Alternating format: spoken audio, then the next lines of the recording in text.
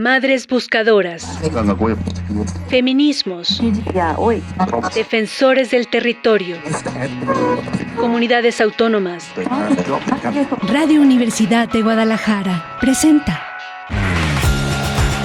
el análisis crítico de la realidad de cada día. Cosa Pública 2.0 con Rubén Martín y Jesús Estrada. Comenzamos.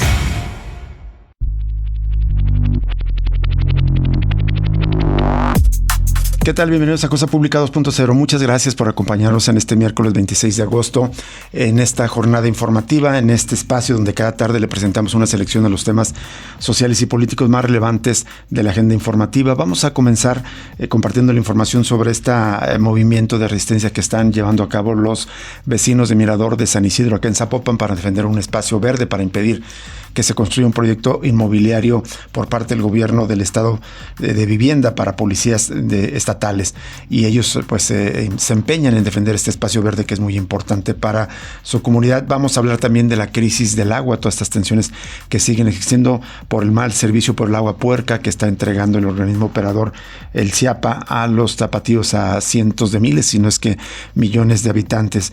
Y también nos vamos a detener, evidentemente, le vamos a compartir información que tiene que ver con la crisis por desaparición de personas. Hay algunos datos espeluznantes. Tenemos más de 135,000 personas desaparecidas y apenas hay 375 casos de personas que han sido procesadas por este delito. Un dato que revela la grave impunidad que existe en la comisión de este delito.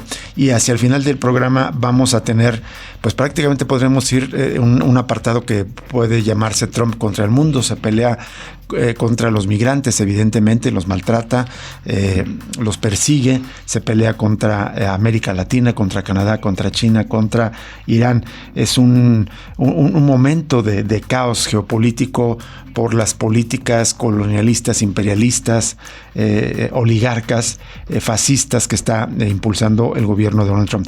Es de tal manera que este va a ser el menú de temas que vamos a compartir con usted en esta tarde, pero antes de los detalles quiero saludar con gusto a mi compañero Jesús Estrada, aquí a un lado en el micrófono, a Emanuel Candelas, que está operando la mesa de controles técnicos, a Isabel Rizo en la asistencia de producción y a Alejandro Coronado también en la asistencia de producción. Jesús. ¿Qué tal, Rubén Martín? Es un gusto acompañarte y muchísimas gracias a ustedes por acompañarnos. Fíjate, Rubén, hablando del tema de Trump contra el mundo, es espeluznante ver cómo sus políticas me parece que se están ya replicando, sobre todo en América Latina, de parte de los gobiernos aliados con Trump en materia migratoria.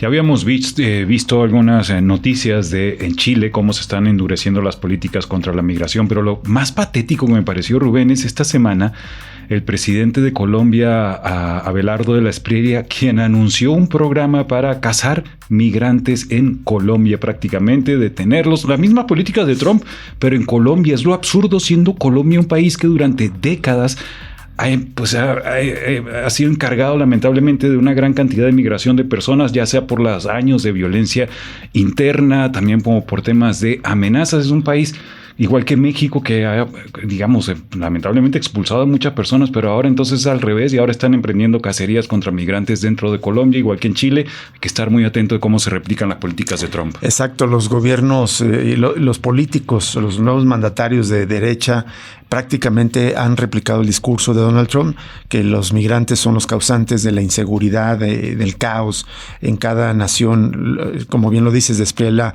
en Colombia, Kast en Chile también ha basado su política, digamos, y su discurso en este mensaje.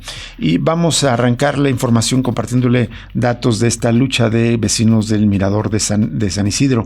El Cabildo del Ayuntamiento de Zapopan rechazó 2 propuestas relacionadas con el proyecto habitacional del programa Legado en la colonia Mirador de San Isidro, una para someterlo a consulta popular y otra para buscar nuevos predios donde desarrollar las viviendas. Las bancadas votaron en contra de las propuestas, con excepción de Movimiento de Regeneración Regeneración Nacional y Futuro, y además se planteó esperar la respuesta del gobernador de Jalisco, Pablo Lemus Navarro, sobre el futuro del proyecto. Me llama muchísimo la atención porque es justamente el presidente municipal de Zapopan el que ha impulsado, el que parecía tener una propuesta de, por lo menos, de escucha, de diálogo y de presentar una alternativa. Vamos a ver, se había dicho que este miércoles iba a tomar la decisión, vamos a ver si más tarde se concreta. Nos cuenta el diario NTR que un punto de acuerdo fue presentado ahí en el Ayuntamiento de Zapopan por la regidora de Futuro, Ana Cecilia Santos Martínez, y ahí proponía solicitar al Congreso de Jalisco la convocatoria a una consulta popular para que la ciudadanía se pronunciara sobre la viabilidad técnica y el impacto ambiental de la construcción de 200 viviendas en el predio de Mirador de San Isidro. Esa propuesta planteaba que, en caso de aprobarse la consulta, el ayuntamiento se coordinara con las autoridades estatales para su promoción e implementación según la legislación en materia de participación ciudadana. Durante la sesión también fue rechazado un punto de acuerdo presentado por el regidor morenista Mauro Lomelí Aguirre, que proponía buscar nuevos predios para construir las viviendas del programa Legado como una alternativa ante el rechazo vecinal al terreno que se busca desarrollar el Mirador de San Isidro. Durante la discusión, la coordinadora de Movimiento Ciudadano en el Cabildo de Zapopan, Narali González Ramírez, argumentó que realizar una consulta en este momento podría entorpecer los acuerdos alcanzados con los habitantes de la zona. La mesista sostuvo además que el proceso se encuentra en una etapa de diálogo y que antes de incorporar otro mecanismo de participación ciudadana debe esperarse el resultado de los acercamientos con los vecinos y la respuesta del gobierno del estado. Pero en respuesta, la regidora de Futuro, Santos Martínez, dijo que la consulta popular tiene una diferencia frente a otros mecanismos de participación ciudadana porque sus resultados son vinculantes por ley y deben reflejarse en las decisiones de las autoridades. Después del rechazo de estas propuestas, ahora queda a la espera la decisión que tome el gobernador Lemus sobre el futuro de ese proyecto. En declaraciones recientes se recuerda que Juan José Frangé dijo que esta semana se tendrá una respuesta del mandatario estatal. Hoy está de visita la presidenta Claudia Sheinbaum acá en la base aérea de Zapopan. También está ahí presente el gobernador Pablo Lemus. Hay que ver si se hace el anuncio el día de hoy, será hasta mañana o el resto de la semana. En otra nota relacionada, el Instituto Jalisciense de la Vivienda mantiene a la espera de la determinación del juez sobre el proyecto de vivienda social para policías previsto en el Mirador de San Isidro en Zapopan, luego de la suspensión provisional que detuvo las obras en el predio.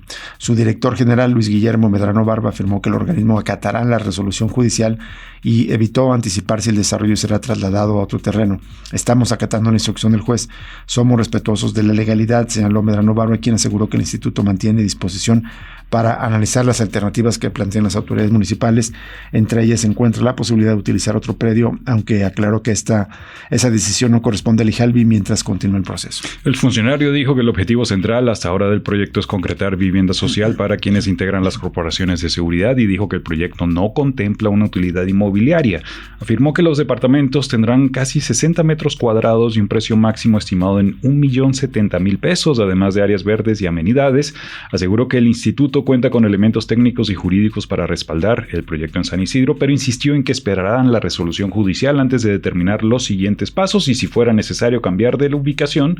Dijo, existen otros terrenos que podrían ser considerados. Vamos a más información ahora sobre la crisis del agua. El regidor de Morena en Guadalajara, Chema Martínez, solicitó a la presidenta municipal Verónica Delgadillo gestionar ante el CIAPA la incorporación de colonias que quedaron fuera del programa de descuento de 80% en el servicio de agua potable por afectaciones en su calidad. José María Martínez entregó a la presidenta municipal de Guadalajara un listado con 135 colonias que, de acuerdo con reportes ciudadanos recabados por su regiduría, presentan posibles afectaciones y que no fueron incluidos en la primera relación de zonas beneficiadas en el organismo operador. Es una nota de los colegas del Occidental. Hay que recordar, son 203 colonias solamente las que reconoce en este momento el CIAPA, supuestamente a partir de un reporte enviado por la Comisión Estatal de Derechos Humanos de Jalisco. Sin embargo, hay varias voces, varias quejas de municipios de Guadalajara, especialmente de Tlaquepaque y de Tonalá, que dicen que hay muchísimas colonias más que no han sido incluidas. De hecho, la propia Comisión Estatal de Derechos Humanos emitió una lista de más de 600 colonias que han sido afectadas o al menos han presentado quejas hasta ahora, pero apenas 200 serán beneficiadas. Volviendo a la nota, el regidor de Morena pidió al Ayuntamiento de Guadalajara que no se limite a ese listado que señaló y que utilice el mecanismo establecido en la Junta de Gobierno del CIAPA para proponer otras colonias que cuenten con reportes, antecedentes antecedentes o elementos que permitan acreditar problemas con la calidad del agua. El procedimiento contempla que el municipio designe un enlace técnico para trabajar con el organismo en la revisión de las zonas. Entre las colonias señaladas se encuentran Miravalle, San Andrés, Arboledas del Sur, Arcos Vallarta, Atlas, Centro del Fresno, Independencia, Jardines del Bosque, Jardines del Sur, Lomas de Polanco, Mexicalcingo, Blato, San Juan de Dios y Tetlán. El caso de Miravalle fue señalado de manera particular por Chema Martínez debido a los reportes de habitantes sobre la calidad y continuidad del suministro. En febrero pasado, vecinos de esa colonia se manifestaron sobre la avenida Gobernador Curiel frente a instalaciones del CIAPA y de la planta potabilizadora número 1 para exigir atención a sus reclamos. Y el regidor también le presentó ante el director del CIAPA, Ismael Jauregui, una solicitud para que sean revisadas las colonias de Guadalajara que actualmente no forman parte del esquema de descuento. Planteó que el listado sea considerado como una referencia y que puedan agregarse otras zonas a partir de reportes, incidencias, monitoreos y evaluaciones técnicas del organismo. Bueno, en más información sobre esta crisis del agua, el gobierno federal recibió 847 millones, prácticamente 848 millones de pesos durante la primera mitad del año para mantener vigentes concesiones de agua que no se han ocupado en los últimos 2 años, pero cuyos titulares buscan amarrar bajo su control.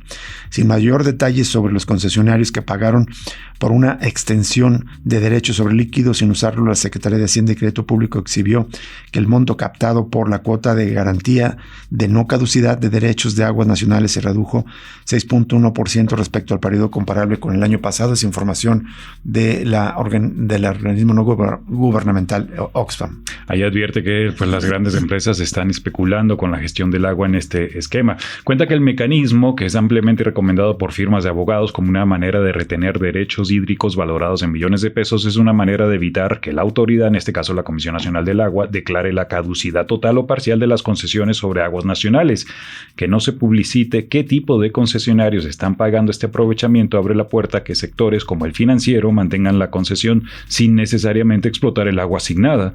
Según un análisis de Oxfam México, después de las reformas a la Ley General de Aguas y a la Ley de Aguas Nacionales de diciembre pasado, las concesiones adquiridas por la banca, imagínense, la banca en México desde los años 90 del siglo pasado, superaban 100 al inicio de este año.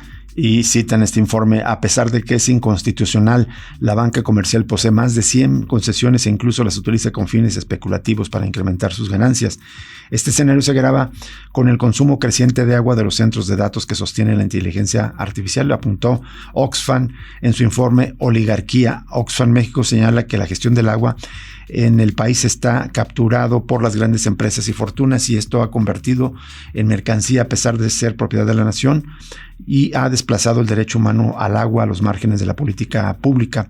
Los concesionarios que extraen más de 1,000 millones de litros al año apenas representan el 1.1% del total, pero consumen casi una cuarta parte de toda el agua nacional. Ve usted, solamente el 1% de concesionarios y consumen la cuarta parte del agua de todo el país. Como resultado de las reformas de diciembre pasado, el 4 de agosto de este año se publicó un nuevo reglamento para la determinación y pago de la cuota de garantía de no caducidad que sustituye a la de mayo del año 2011. Según un análisis de la firma Nader Hayaux Gobel, el nuevo reglamento modifica reglas para interrumpir la caducidad de las concesiones de aguas y establece un periodo trimestral, además de que se promueve una mayor intervención de la Conagua para declarar el fin de los derechos sobre el líquido. Y con estas modificaciones, el pago de esta cuota para preservar derechos se podrá realizar hasta en 3 ocasiones que pueden ser o no consecutivas. Nos vamos a la pausa y regresamos con la entrevista de esta tarde. Vamos a hablar con Augusto Chacón de Jalisco Cómo Vamos sobre un estudio de balance del trabajo legislativo. Cosa Pública 2.0. El análisis crítico de la realidad de cada día.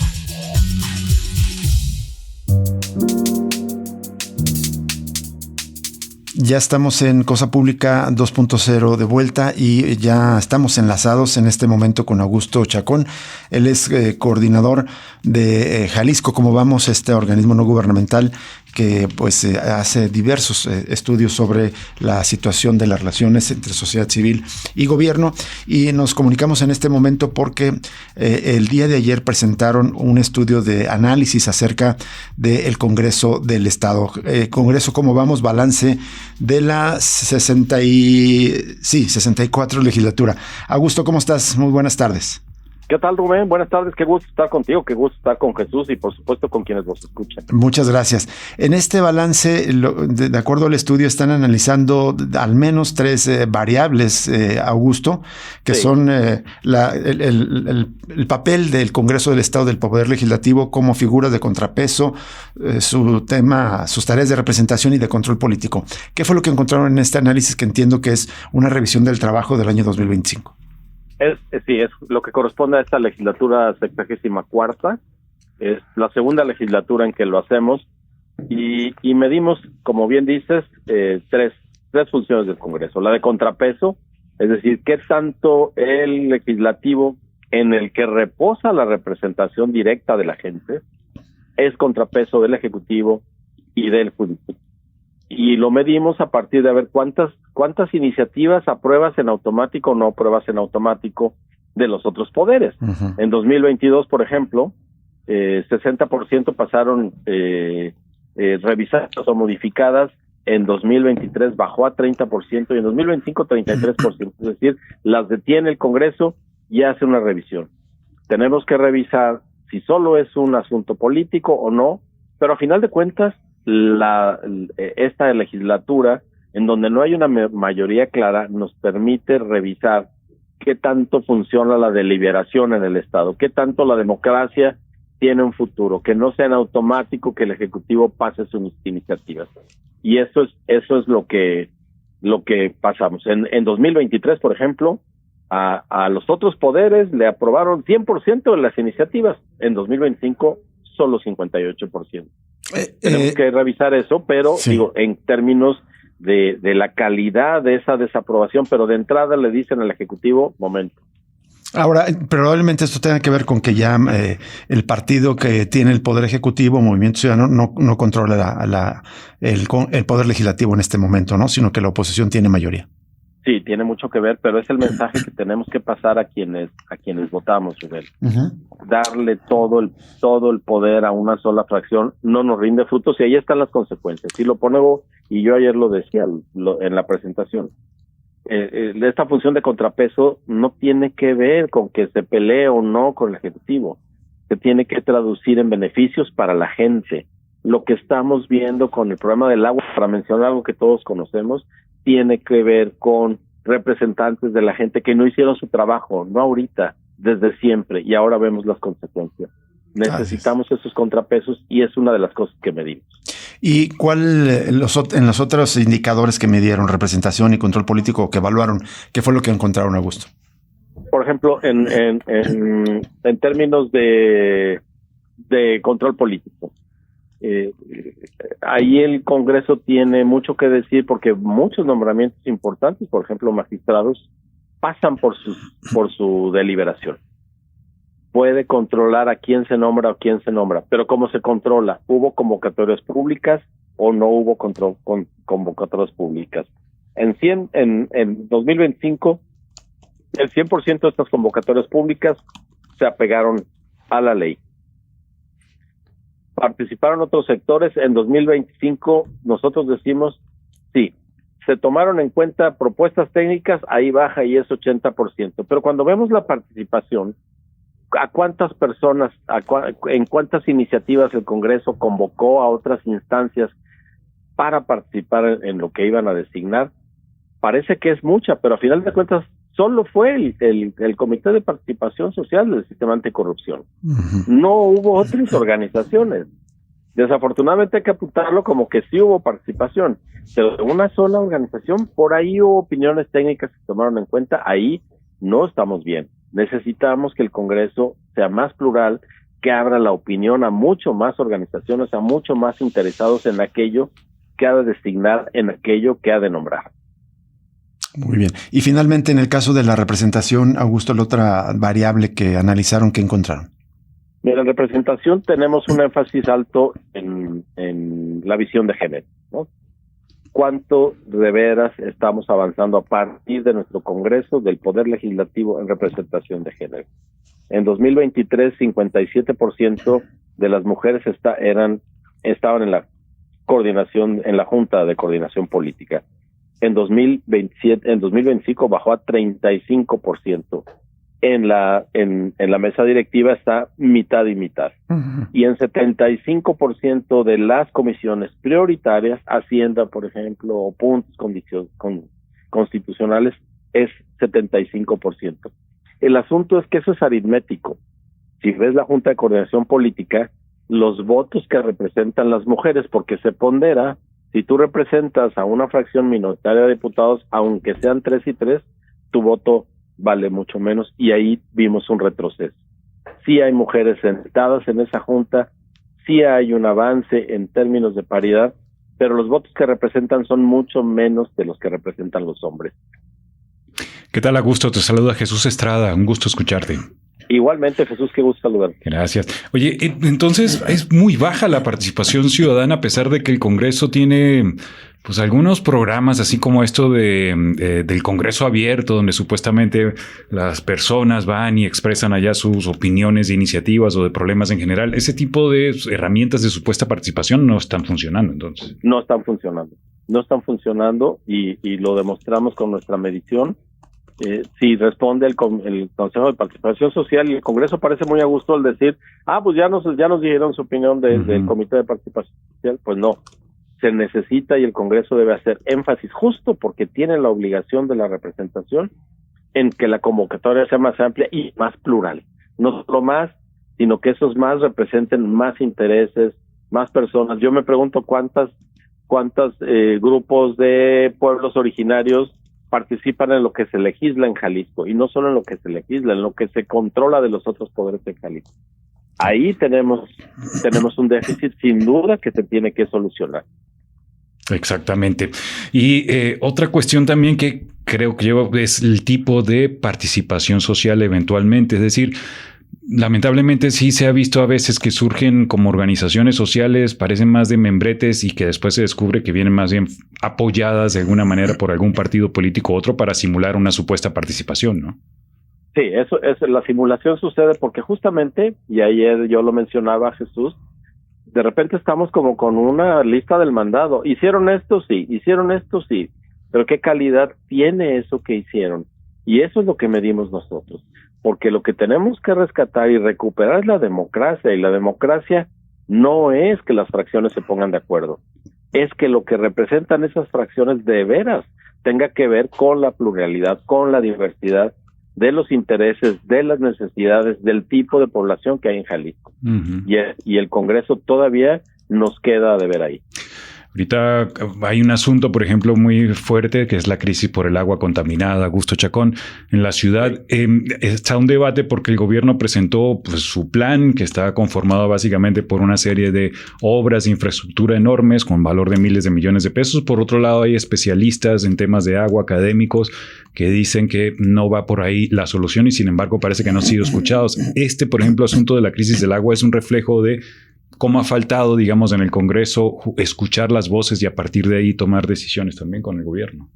Por supuesto, y es una de las cosas que medimos. ¿Cuántas comparecencias efectivas hay? ¿A cuántos funcionarios llama el Congreso a rendir cuentas? Y son menos ahora de las que había antes.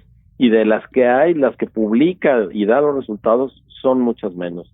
Por supuesto, el problema del agua es algo que los representantes de la gente tendrían que tomar cartas en el asunto y convocar y revisar lo que está haciendo el Ejecutivo. Nosotros sostenemos que sin un poder legislativo fuerte no podemos tener un poder ejecutivo fuerte. No lo hemos entendido en México, es tiempo de comenzar, y el agua es un muy buen ejemplo. De veras, lo que nos está proponiendo el Ejecutivo es lo que se necesita. No se van a escuchar otras voces, y otras voces se tendrían que escuchar en el Congreso. Nos dicen que van, por ejemplo, y es un mero ejemplo, a reparar o a actualizar la planta potabilizadora de Miravalle. Uh-huh. Ahí no necesitamos una planta potabilizadora. Necesitamos antes una planta de tratamiento, porque una planta potabilizadora no va a limpiar aguas negras, y perdón, pero en los canales de agua que nos están llegando a Guadalajara se está derramando agua negra, y no hay planta potabilizadora que pueda potabilizar. Hay plantas tratadoras que después tendrían que pasar a la potabilización. Pero son dos cosas distintas. ¿Pero quién lo dice? ¿Quién lo estudia? ¿Quién tiene la obligación de ver el bienestar de la gente? Y ayer lo decíamos. El fin no es el equilibrio político, el fin no es cumplir solo el ordenamiento jurídico. El fin es el bienestar de la gente y primero de las más y los más vulnerables. Y esa es una función del Congreso, la más importante del Congreso. Augusto, te quisiera preguntar, te voy a citar, digamos, algunos temas que han sido polémicos por decir algo históricamente, porque ya hace varios años en el desempeño del Congreso para ver si le encontraron algún análisis o fueron objeto de revisión en este análisis que presenta el Congreso. ¿Cómo vamos? Uno, por ejemplo, sobre burocracia que tiene. Un estudio encargado, por cierto, que pagaron al IMCO. La legislatura pasada indicó que de los 1,100 trabajadores que tiene el Congreso del Estado podrían trabajar prácticamente con la mitad. Es decir, claramente estamos pagando como sociedad jalisciense una sobreburocracia en el Congreso del Estado. Otro, el manejo de los recursos. Las versiones de que los diputados a veces les cobran un moche a sus propios trabajadores de cada diputación. Digamos, si tienen un sueldo de 30,000 pesos, les pueden tumbar hasta la mitad y quedarse directamente los diputados con 15,000 pesos. O otras prácticas como la de justamente en la designación de cargos públicos, repartirse cuotas para los amigos, cuotas y cuates. ¿Este tipo de cosas entró en este análisis o cómo lo podrías ver? No, sí lo mencionamos ayer, Rubén.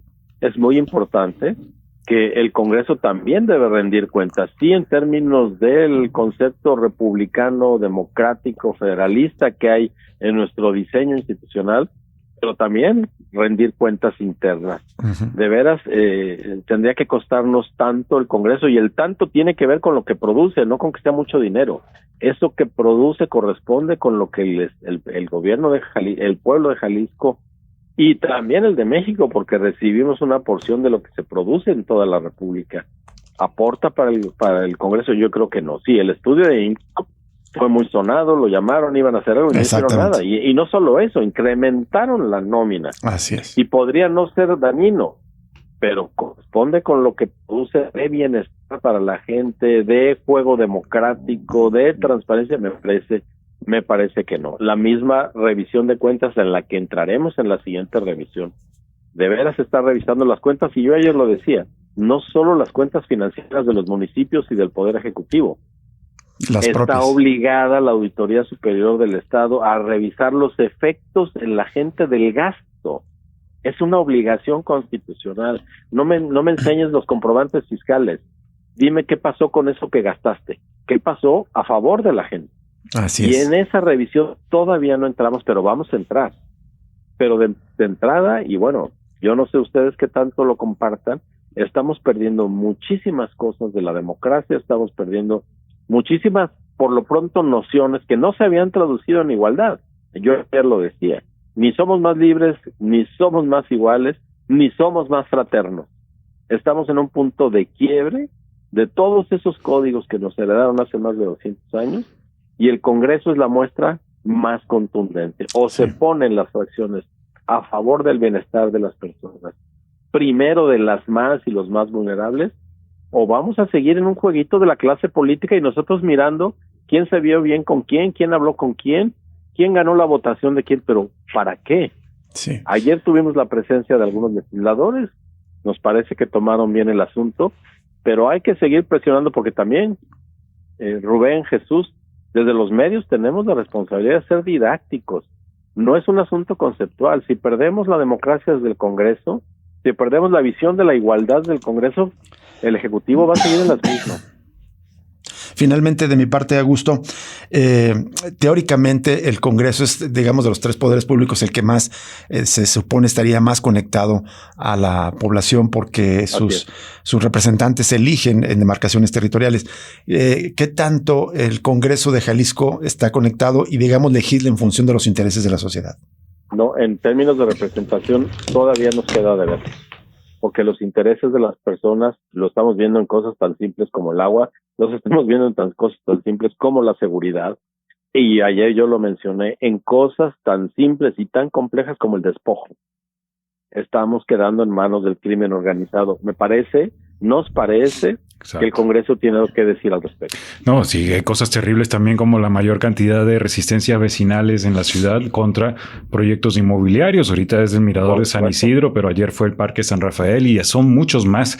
Una última duda, Augusto Chacón, de mi parte es, entonces, ahí queda de ver mucho esta actual legislatura, por supuesto, pero entonces, comparándola con la anterior, ¿cómo la observarías, Augusto Chacón? Porque lo que nos comentas en la anterior es que prácticamente fue una aprobadera, aprobando todo lo que presentaba el gobierno de Enrique Alfaro. Aquí ya hay un poco más de discusión. ¿Cómo comparas las dos legislaturas?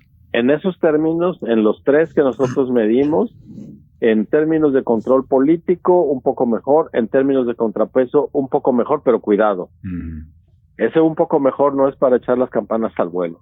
Apunta en el buen sentido.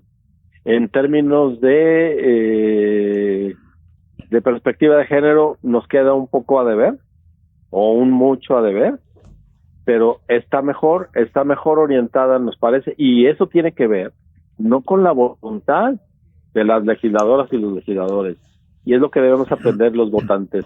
Eso tiene que ver con que elegimos una distribución más o menos equilibrada de las fuerzas políticas representadas, y eso ha hecho que este juego de contrapeso y control político funcione un poco mejor, pero todavía no lo que necesitamos. Bien. Augusto Chacón, muchísimas gracias por aceptar conversar con nosotros aquí en Cosa Pública 2.0 para Radio Universidad de Guadalajara.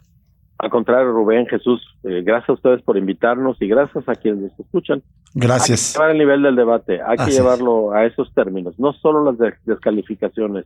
Hay que decir por qué descalificamos. Y aquí hay razones claras para descalificar. Bien. Gracias de nuevo, Augusto Chacón, coordinador de Jalisco. ¿Cómo vamos?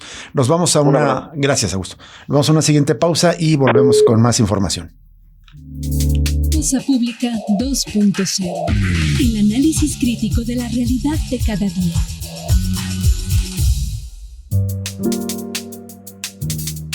Seguimos en Cosa Pública 2.0. Vamos a esta otra grave y crisis presente que siempre tenemos, que lamentablemente seguimos teniendo, que es la crisis por desaparición de personas. Vamos a compartir esta nota de compañeros de NTR. En ella nos refieren que 3 mujeres, entre ellas 2 adolescentes de 13 y 15 años, fueron localizadas en distintos puntos de Guadalajara y San Pedro Tlaquepaque luego de que se reportara su desaparición o extravío. En Guadalajara, policías de la Comisaría de Seguridad Ciudadana localizaron a una mujer que era buscada desde el sábado pasado, el 23 de agosto, cuando salió de su domicilio y ya no regresó. La localizaron como parte del operativo Centro Histórico después de que se recibieron reportes sobre una mujer cerca del cruce de las calles Grecia y Pedro Moreno. Al llegar, los elementos del grupo Libras encontraron a la mujer, quien dijo que no se sentía bien y confirmó que estaba desaparecida. Aunque señaló que había salido de su casa por voluntad propia, los oficiales pidieron apoyo de los servicios médicos para brindarle atención y realizar el procedimiento correspondiente. Al lugar también acudió el esposo de la mujer, quien explicó a los policías que no tenía noticias de ella desde el 23 de agosto, por lo que había reportado su desaparición, y finalmente la mujer fue entregada a su esposo en aparente buen estado de salud. Ahora, en un segundo caso, policías de Tlaquepaque localizaron a 2 adolescentes de 13 y 15 años que se encontraban deambulando por la colonia El Álamo. Los policías llegaron al lugar después de un reporte sobre un menor aparentemente desorientado cerca de la clínica 39 del IMSS. Durante la búsqueda, las autoridades localizaron a los 2 adolescentes en el cruce de González Gallo y Parras, y ellos dijeron que habían salido desde el día anterior de una casa hogar ubicada en Tlajomulco. Al momento de ser encontrados no presentaban huellas visibles de violencia. Y ante esta situación se solicitó la intervención del personal de Andrómedas para dar seguimiento al caso, y se informó al Ministerio Público que quedó a cargo de las 2 menores. En más información, un total de 63 familiares de personas desaparecidas recibieron apoyos económicos por 25,000 pesos para iniciar o fortalecer un negocio como parte del programa de emprendimiento Ausencias Guadalajara del sistema del DIF, Desarrollo Integral de las Familias, aquí en el municipio Tapatío. Un diario NTR recoge un boletín del DIF municipal, cuenta que los recursos entregados sumaron 1,500,000 pesos y beneficiaron a integrantes de la 5ª generación de esta iniciativa, que está dirigida a personas que forman parte del programa Acompañar las Ausencias. Según las autoridades, como parte del programa, las familias beneficiarias concluyeron un proceso de capacitación en temas de finanzas, emprendimiento, herramientas digitales, marketing, formalización de negocios, obligaciones fiscales y trámites ante el SAT. Además, con el respaldo de ProSociedad, 40 mentores voluntarios participaron participaron en las llamadas mentorías Express Cometa, mediante las cuales brindaron acompañamiento a los participantes de acuerdo con las necesidades de cada proyecto.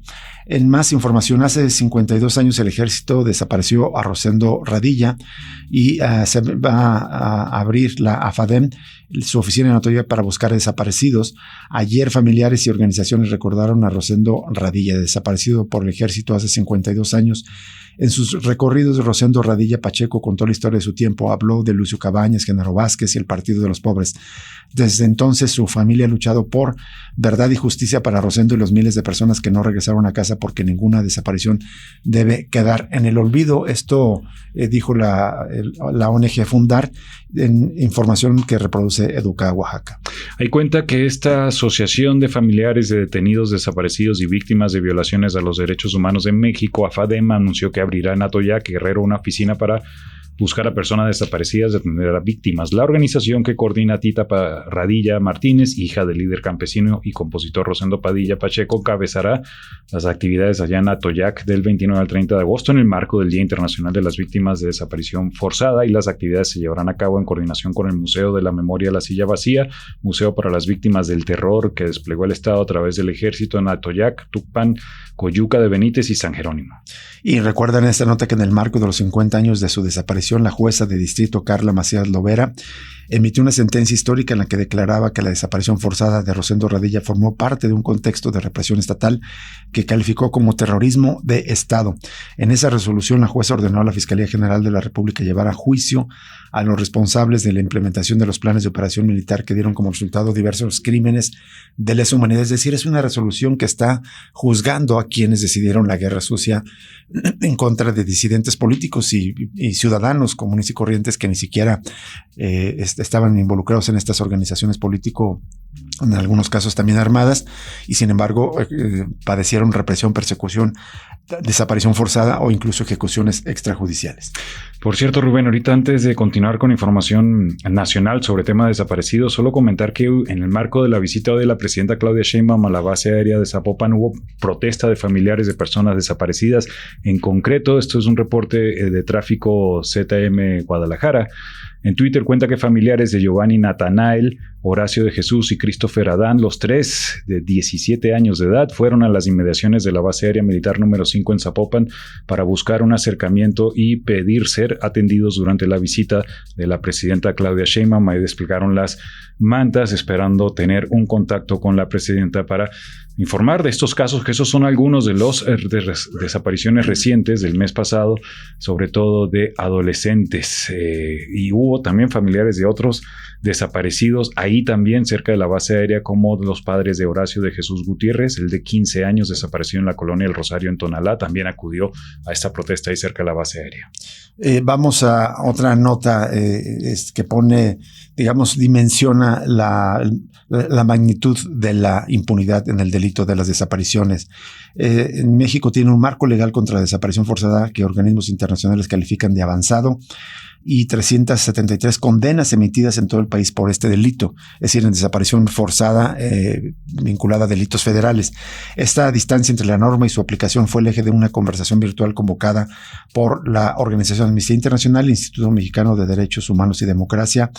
Esto ocurrió el pasado 20 de agosto, por eso dice a 10 días del Día Internacional de las Víctimas de Desaparición Forzada, que se va a conmemorar el próximo 30, en la que participaron especialistas y familiares de víctimas. Hay una brecha de implementación muy significativa entre lo que es este marco jurídico internacional y nacional y la aplicación práctica efectiva del mismo. Esto dijo Alan García Campos, representante de la Oficina del Alto Comisionado de las Naciones Unidas para los Derechos Humanos. Estamos compartiendo una nota del portal Somos el Medio. Ahí recuerda que el Registro Nacional de Personas Desaparecidas contabiliza más de 135,000 personas desaparecidas y no localizadas en México, pero la cifra está en disputa, porque en marzo de este año el gobierno federal presentó una revisión del registro que reconoce 132,534 casos y los clasifica en 3 grupos según la información disponible para la búsqueda, mientras organizaciones como el Centro PROD y Fundar advirtieron que reducir el conteo al número de carpetas de investigación abiertas minimiza la dimensión de la crisis cicatrices y evade la obligación estatal de buscarlos. Ese pleito por las cifras se refleja en el terreno, cuenta. Jimena Ugarte, abogada de este Instituto por los Derechos Humanos y Democracia, dijo que ante las comisiones especializadas existen entre 10,000 y 15,000 reportes de búsqueda, mientras que las fiscalías apenas registran, fíjese la diferencia, entre 3,800 y 3,900 carpetas de investigación. Citan algunos casos, por ejemplo, Carmen, madre buscadora de Colima, esa desconexión entre las cifras tiene una traducción cotidiana. Denunció que la Comisión Estatal de Derechos Humanos no ha dado acompañamiento a las familias y que los ministerios públicos les exigen esperar 72 horas antes de iniciar una búsqueda, una condición que la ley general prohíbe y que el Comité de la ONU contra la Desaparición Forzada ha calificado de injustificable. Las familias reclamaron además la exclusión sistemática de múltiples colectivos en las mesas de trabajo con el gobierno. Y el representante del Alto Comisionado de Naciones Unidas enumeró las 9 obligaciones que el derecho internacional le impone al Estado mexicano. Son prevención, búsqueda, acceso a la justicia, derecho a la verdad, identificación certera, reparación integral, protección a quienes buscan, memoria y garantías de no repetición. Y recordó que la Convención Internacional, que está próxima a cumplir 20 años, consagró el derecho a no ser sometido a desaparición forzada e instituyó la presunción de vida y búsqueda sin demora como principios rectores. Ugarte, en tanto, apuntó que las autoridades utilizan los protocolos homologados de búsqueda e investigación como, dijo, camisas de fuerza operativas en lugar de herramientas con perspectiva humanitaria, y a esto se suma la ausencia de mecanismos mandatados por ley que siguen sin existir. Falta todavía el Registro Nacional de Fosas y el Registro Nacional de Personas Fallecidas No Identificadas. En este conversatorio se habló del papel del Poder Judicial y el Comité de la ONU contra la Desaparición Forzada ha descrito su actitud como pasiva. Aunque la Suprema Corte emitió un protocolo para juzgar casos de desaparición forzada, existe un desconocimiento extendido del instrumento entre juzgadores fuera del máximo tribunal.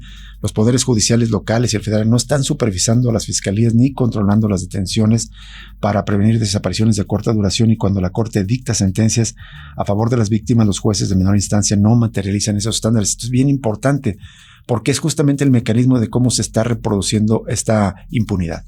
También recuerda esta nota de Somos del Medio que México concentra 819 de las 2,160 acciones urgentes que ha emitido este comité a escala mundial. Casi la mitad de las acciones urgentes ocurren en México. En abril de este año, ese mismo organismo activó por primera vez el artículo 34 de la Convención para remitir la situación mexicana a la Asamblea General de la ONU, tras concluir que existen indicios de desapariciones forzadas generalizadas y sistemáticas, y en esa decisión el comité estimó más de 4,500 fosas clandestinas y casi 72,000 restos humanos sin identificar que aún hay en el país, y señaló vínculos entre servidores públicos y crimen organizado. Cumplir con el marco jurídico internacional no es una concesión del Estado mexicano, sino una obligación, es lo que recordaron los especialistas. Nos vamos a nuestra última pausa del programa de este miércoles y volvemos para cerrar la información.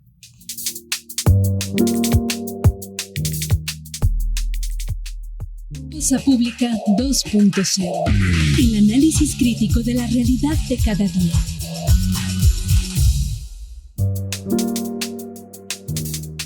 Seguimos en este último bloque del programa de esta tarde, este miércoles, y vamos a compartir la información que tiene que ver con violencia contra periodistas.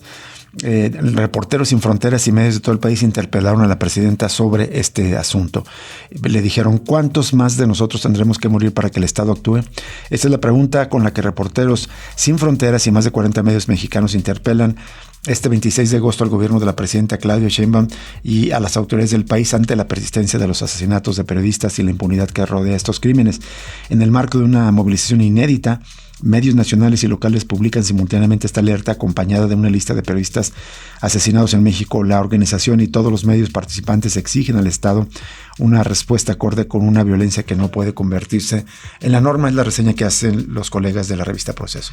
Pues ahí cuentan esta iniciativa donde hacen la pregunta: ¿cuántos más de nosotros tendremos que morir para que el Estado actúe? Y como telón de fondo del mensaje que están difundiendo aparecen los nombres de los periodistas que han sido asesinados bajo la mirada de las autoridades a un ritmo de 1 por mes durante los primeros 7 meses de este año. En total, 17 periodistas han sido asesinados desde que comenzó la presidencia de Sheinbaum. México no puede acostumbrarse a contar a sus periodistas asesinados, dice el comunicado. Cada nombre en esta lista representa una deuda del Estado con las víctimas, sus familias y la sociedad en su conjunto. Cada asesinato también genera miedo, alimenta silencio, amenaza el periodismo y vulnera el derecho de millones de personas a estar informadas. El hecho de que medios de distintas regiones del país se unen hoy para publicar estos nombres envía un mensaje inequívoco a la presidenta Claudia Sheinbaum y a las más altas autoridades del país. Esta situación es insostenible desde hace demasiado tiempo. México necesita una respuesta política a la altura de la gravedad de esta violencia. No queremos tener que seguir agregando nuevos nombres a esta lista. Sin embargo, esta falla no es inevitable. También refleja que este problema no ha sido una prioridad política y no lo ha sido durante demasiado tiempo. Debe convertirse en una de las prioridades de la justicia y de las políticas de protección de los derechos humanos, afirmó Artur Romeu, director de Reporteros Sin Fronteras en América Latina. Ahí se recuerda que detrás de cada nombre hay una persona, una historia de vida, una familia y una voz silenciada, y las consecuencias de esta violencia van mucho más allá de las víctimas directas, porque por cada periodista asesinado, amenazado, forzado a guardar silencio deja un vacío informativo. La violencia instala el miedo, alimenta la autocensura, debilita el periodismo local y priva a las comunidades enteras de información de interés público. La interpelación al Estado mexicano, publicada conjuntamente por estos medios, no es solo una pregunta y un recuento de las víctimas, también es una advertencia contra la normalización de una violencia que se ha vuelto estructural y evidencia la persistente incapacidad de los sucesivos gobiernos para contenerla. Ante esto, Reporteros Sin Fronteras y los otros medios que firman este pronunciamiento llaman a poner en marcha una respuesta nacional de emergencia frente a la violencia contra periodistas, movilizando de manera coordinada a los distintos niveles del Estado, autoridades federales y estatales, fiscalías y al Poder Judicial, garantizar medidas rápidas y eficaces frente a las situaciones de riesgo, fortalecer las investigaciones sobre los crímenes cometidos contra periodistas, entre otras medidas.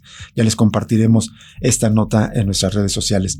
En tanto, en estos casos justamente de violencia contra periodistas, el colega Eli Martínez, reportero de Nota Roja en la zona de Poza Rica, que sufrió una agresión a balazos junto con uno de sus colegas la noche del lunes por sujetos armados y cuyo paradero se desconocía, fue localizado con vida. Esto informó ayer la Comisión Estatal para la Atención y Protección de los Periodistas de Veracruz. El organismo expresó en un comunicado que ya se le brinda asesoría y medidas de protección para resguardar su integridad, así como a su compañero, que fue identificado únicamente bajo sus siglas de su nombre. Recuerda la jornada que antenoche los 2 reporteros de la fuente policíaca fueron atacados por hombres armados en Poza Rica. Tras la agresión, Eli Martínez se mantuvo como no localizado mientras el otro comunicador se puso a salvo. En el lugar quedaron abandonadas motocicletas y el equipo de los reporteros. Después de recibir el reporte de detonaciones de arma de fuego, llegaron elementos de la policía estatal que se encargaron de instalar el perímetro en ese momento del ataque. Pero lamentablemente hay otro caso de un locutor comunitario de Oaxaca que se encuentra desaparecido. El locutor comunitario Iván Michel Atilano desapareció el pasado 18 de agosto. Esto denunciaron sus familiares y amigos, quienes piden ayuda en redes sociales para su localización. De acuerdo con la ficha de búsqueda emitida por la Unidad de Búsqueda de Personas Desaparecidas y No Localizadas de la Fiscalía de Oaxaca, fue visto por última vez en el centro de Huautla de Jiménez, de acuerdo a una nota de los colegas de la Forma. Nos cuenta que Iván Michel es un radialista de 47 años, originario de San Jerónimo Tecoatl, quien labora en la radio local. Ese día, después de concluir su programa, salió de las instalaciones y no se ha vuelto a saber de él. En ese momento vestía playera negra, pantalón de mezclilla azul marino. El comunicador labora como locutor en la estación radiofónica Evolución 98.5 allá en Huautla y pues se está pidiendo el apoyo para localizarlo. En otras informaciones y antes de cerrar, pues en la telenovela de Sinaloa, en la que está revelando, digamos, las extremas contradicciones en las que se está desenvolviendo el proyecto de la Cuarta Transformación, prometiendo cambios, prometiendo ser distintos, sin embargo, repitiendo viejas prácticas políticas. Bueno, ayer ya se designó a la sustituta de Rubén Rocha Moya. Se trata de Graciela Domínguez. Con una militancia en la izquierda de más de 30 años, Graciela Domínguez Nava fue ungida desde la presidencia de la República como sustituta de Rubén Rocha Moya en el gobierno de Sinaloa. La encomienda que tiene no está basada únicamente en gobernar un estado en crisis absoluta, sino en operar una elección que se va a celebrar en junio del próximo año, de acuerdo a una nota de la revista Proceso. Ahí recuerdan que el nombre de la nueva gobernadora fue perfilado desde la noche de este lunes 24, después de que el grupo político de Rocha Moya buscó hacer madruguete en el Congreso y realizar la sesión a las 8 de la mañana ese día, pero fue pospuesto, dice, de último momento desde el centro del país. Al día siguiente, el proceso, o ayer, fue mero trámite junto con el nombramiento como gobernadora interina. Esto generó críticas de partidos de oposición, quienes coincidieron que este nombramiento es más de lo mismo, según cuenta la nota. Y citan a otra legisladora, Paola Garate, que ella incluso presentó una solicitud de juicio político en contra de Rubén Rocha Moya, es decir, no solamente que ya no esté en el cargo, sino que se le procese, insistiendo al resto de legisladores que la nueva licencia no es pretexto para archivar el asunto. Sin embargo, los partidos de oposición apenas lograron 6 votos, todos del PRI, el PAN y uno del Movimiento Ciudadano. El diputado Sergio Torres Félix sigue sin recuperarse del atentado a balazos sufrido a finales de enero último, mientras que los 2 diputados del partido sinaloense no acudieron a la sesión extraordinaria. Cuenta que su ausencia llamó la atención en el recinto, ambos cercanos al fallecido fundador del partido, Héctor Melesio Cohen. En el caso de la diputada del Partido Paz, Angélica Díaz, fue su esposo por más de 30 años, y en el caso del diputado Víctor Corrales, amigo personal y padre de Fausto Corrales, chofer de Cohen al momento de su asesinato y preso bajo investigaciones de la Fiscalía General de la República, que ese es pues uno de los personajes claves para saber qué ocurrió aquella noche. En el resto de la nota se cuenta la trayectoria política, en la que cuenta que tenía cercanía política justamente con Rubén Rocha Moya. Y en temas de la dirigencia nacional, la presidenta de la Comisión Nacional de Elecciones de Morena, Citlali Hernández Mora, comentó que no comparte la decisión de Rubén Rocha Moya de retomar el gobierno de Sinaloa, pero serán los órganos internos del partido los que decidan su eventual separación del cargo. En concreto, dijo que será la Comisión de Honestidad y Justicia que tendrá que valorar si sigue o no en Morena. Bueno, ya no nos da tiempo, pero ya les compartiremos en redes sociales. Tenemos apartado en la que prácticamente podríamos etiquetar como Trump contra el mundo, porque en una nota se refiere que solamente durante julio hubo 50,000 arrestos de migrantes, aumentando el trabajo de ICE, cómo está aumentando la construcción de un muro fronterizo, cómo también vuelven los bombardeos en contra de embarcaciones en alta mar, a pesar de que la DEA evaluó que el narcotráfico no ha disminuido en estas ejecuciones extrajudiciales.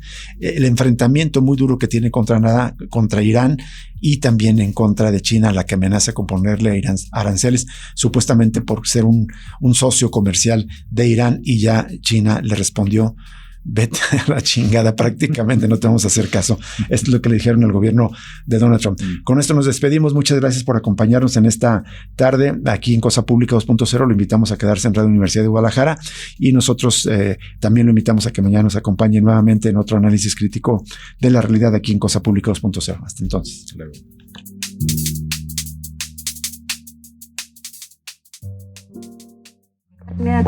Madres buscadoras, feminismos, defensores del territorio, comunidades autónomas. Radio Universidad de Guadalajara presentó el análisis crítico de la realidad de cada día. Cosa Pública 2.0 con Rubén Martín y Jesús Estrada. 104.3 FM.